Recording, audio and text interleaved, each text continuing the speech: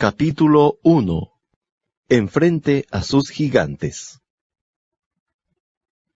El esbelto, imberbe muchacho, se hinca cerca del arroyo, se humedece las rodillas, mueve el agua para refrescar su mano. Lo percibió. Pudo estudiar sus bellas facciones en el agua. Cabello del color del cobre, bronceada y rubicunda piel, y ojos que le hacen perder el aliento a las doncellas. Pero no buscaba su reflejo, sino rocas, piedras lisas. La clase de piedras que se pueden apilar cuidadosamente en la bolsa de un pastor, o que quedan niveladas contra su onda de cuero. Rocas chatas, que se balancean pesadas sobre la palma, y se proyectan con una fuerza de cometa, estrellándose en la cabeza de un león, de un oso, o como en este caso, de un gigante. Goliat mira fijamente hacia abajo desde la ladera. Solo la incredulidad le reprime la risa. Él y una multitud de filisteos han convertido la mitad de su valle en un bosque de lanzas y jabalinas. Una banda de rufianes con pañuelos en sus cabezas, olores corporales y tatuajes de alambre de espino ruge sanguinariamente. Goliat los dominaba a todos. Mide 2,97 metros de alto desde la planta de sus pies. Carga 72 kilogramos de armadura y gruñe como si fuera el principal evento en el campeonato nocturno de la Federación Mundial de Lucha Libre. Mide 50 de cuello, 25,5 de cabeza y 142 centímetros de cintura. Sus bíceps estallan. Los músculos de sus muslos ondulan, y en vano se jacta a lo largo del cañón. Yo desafío hoy al ejército de Israel. Elijan a un hombre que pelee conmigo. Primera de Samuel 17:10. ¿Quién se anima a pelear mano a mano conmigo? ¿Quién se atreve? Ningún hebreo, hasta hoy. Hasta David. David recién había aparecido esa mañana. Dejó sus actividades con las ovejas para entregarles pan y queso a sus hermanos en el frente de batalla. Allí escuchó a Goliat desafiar a Dios, y allí se decidió. Tomó su cayado, fue al río a escoger 5 piedras lisas y las metió en su bolsa de pastor. Luego, honda en mano, se acercó al filisteo.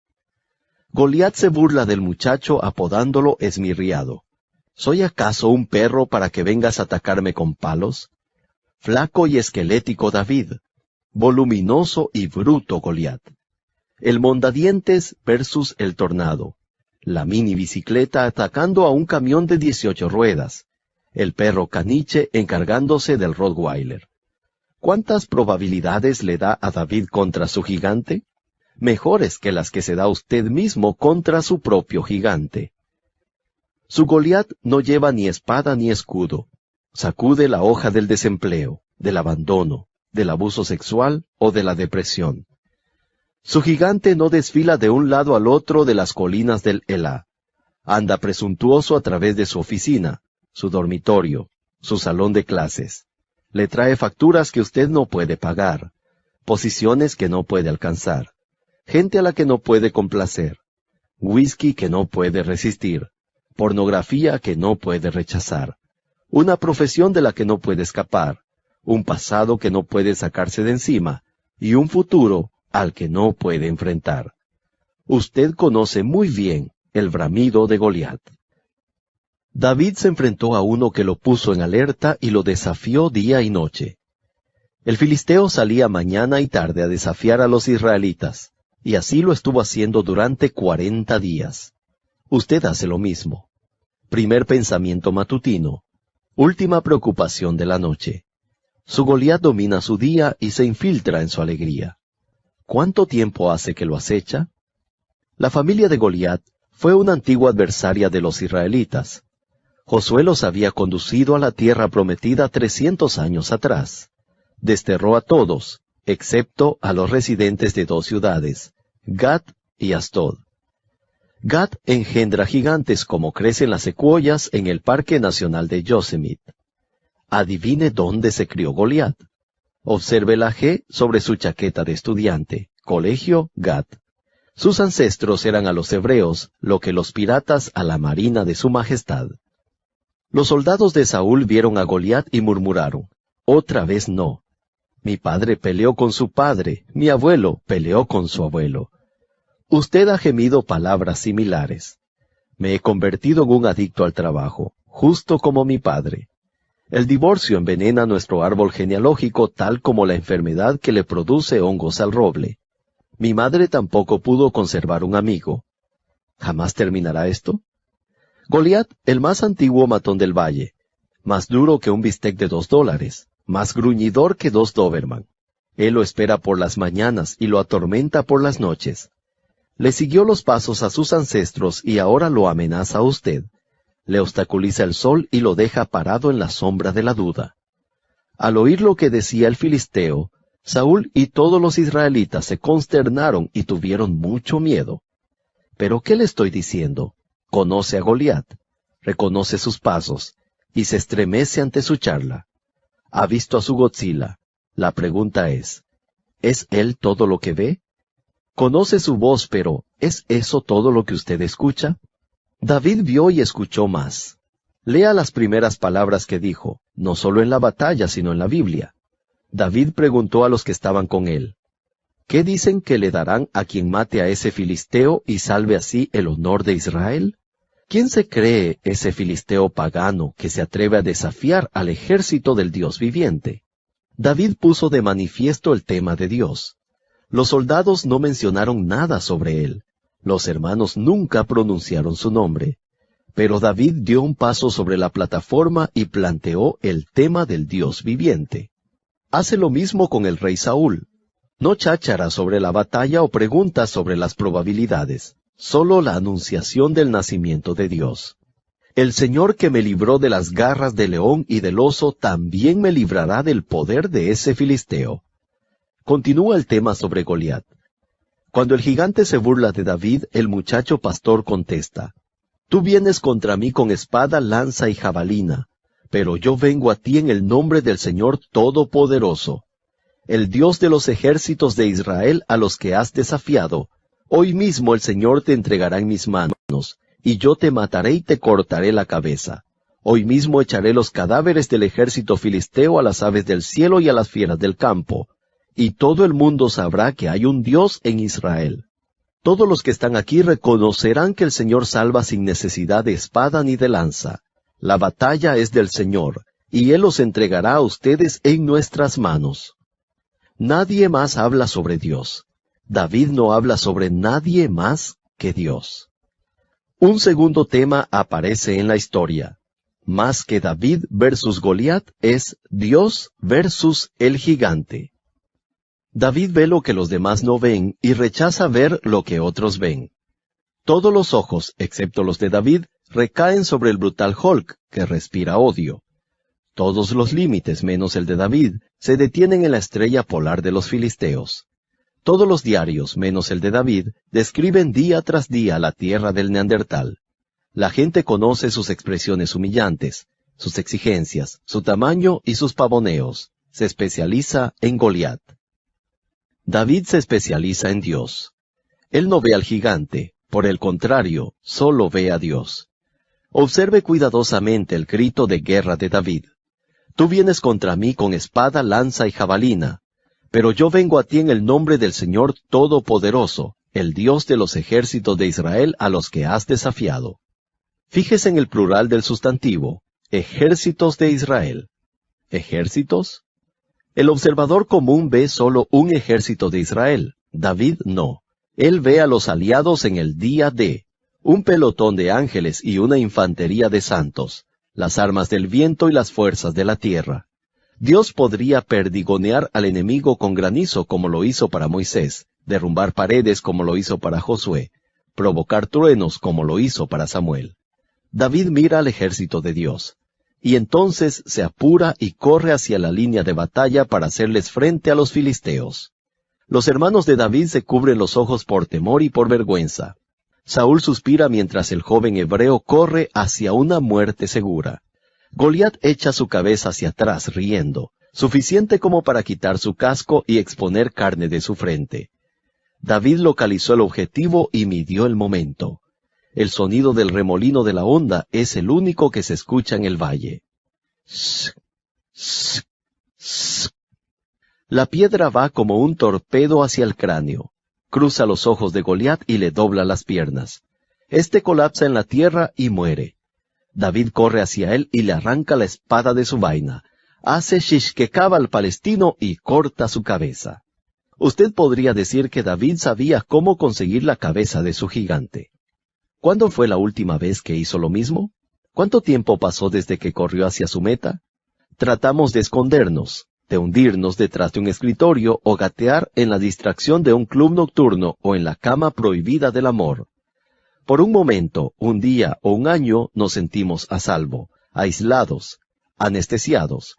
Pero entonces el trabajo se termina, el licor se consume o el amante se va, y escuchamos a Goliat otra vez, retumbando, rimbombantemente. Ponga en práctica una táctica diferente. Precipite al gigante con el alma saturada de Dios. Amplifique a Dios y minimice a Goliat. Cargue algunas de las resoluciones que no se pueden acallar. Gigante del divorcio, no entres a mi casa. Gigante de la depresión, podría llevarme una vida, pero no me conquistarás.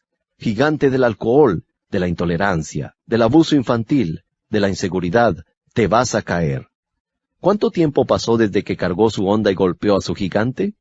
Demasiado tiempo, dice. Entonces David es su modelo.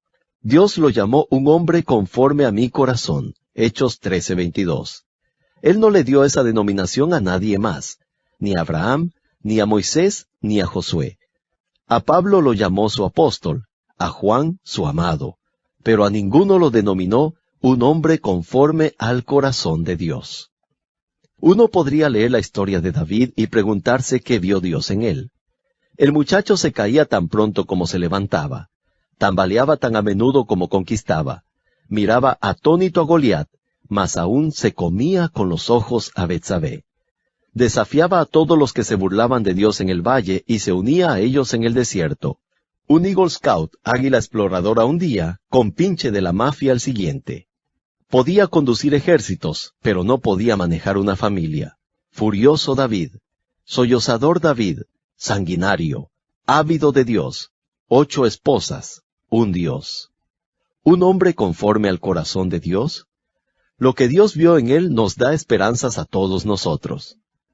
La vida de David tiene poco que ofrecer al santo sin manchas. Las almas perfectas encuentran la historia de David decepcionante, el resto tranquilizadora. Manejamos la misma montaña rusa. Alternamos entre saltos de ángel y planchazos, sufles y tostas quemadas. En los momentos buenos de David nadie es mejor. En sus malos momentos, ¿puede alguien ser peor? El corazón amado de Dios era una persona con altibajos. Necesitamos la historia de David. Los gigantes merodean en nuestro barrio. Rechazo, fracaso, venganza, remordimiento. Nuestras luchas leen un itinerario de luchadores profesionales. En el principal evento tenemos a Joe, el decente muchacho, versus la fraternidad de Animal House, la casa de animales. Pesando 50 kilogramos, Elizabeth, la chica cajera, peleará con los odiosos que toman su corazón y lo rompen.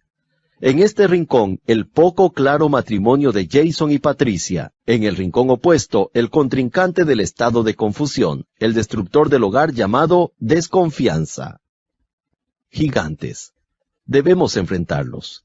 Sin embargo, no necesitamos enfrentarlos solos. Céntrese primero y principalmente en Dios. La vez que David lo hizo, los gigantes cayeron. Examine esta teoría con una Biblia abierta. Lea 1 de Samuel 17 y haga una lista de las observaciones que David confeccionó respecto de Goliat. Yo encontré solo una. ¿Quién es ese filisteo incircunciso para desafiar a las huestes del Dios viviente? Eso es, un comentario chabacano relacionado con Goliat, sin preguntas acerca de las aptitudes de Goliat, su edad, clase social o cociente intelectual. David no pregunta nada sobre el peso de la lanza, el tamaño del escudo o el significado del cráneo y el alambre de espino tatuados en el bíceps del gigante. David no piensa sobre el díploco en la colina, Nada absolutamente, pero piensa más en Dios. Lea las palabras de David otra vez. Esta vez, subraye las referencias a su Señor. Las huestes del Dios viviente, versículo 26. Las huestes del Dios viviente, versículo 36. El Señor de los ejércitos, el Dios de las huestes de Israel, versículo 45. El Señor te entregará en mis manos. Toda la tierra sabrá que hay un Dios para Israel, versículo 46. El Señor da la victoria sin espada ni lanza, porque esta es una guerra del Señor, y Él los entregará en nuestras manos, versículo 47. Cuento 9 referencias. Los pensamientos sobre Dios superan a los de Goliat 9-2. ¿Cómo se compara esa proporción con la suya? ¿Considera la gracia de Dios 4 veces más que lo que considera sus culpas? ¿Es su lista de bendiciones 4 veces más extensa como su lista de reclamos? ¿Es su archivo mental de esperanza 4 veces más grueso que su archivo mental de temores?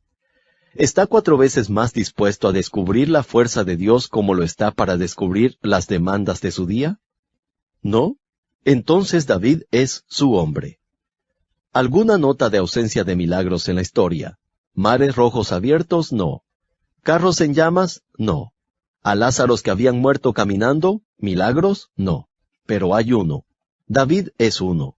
Una persona sin pulir se preguntaba sobre Dios e iluminaba esta verdad. Centrándose en sus gigantes, usted tropieza. Centrándose en Dios, sus gigantes caen. Levanta tus ojos, gigante asesino. El Dios que hizo un milagro por David está listo para hacer uno por usted.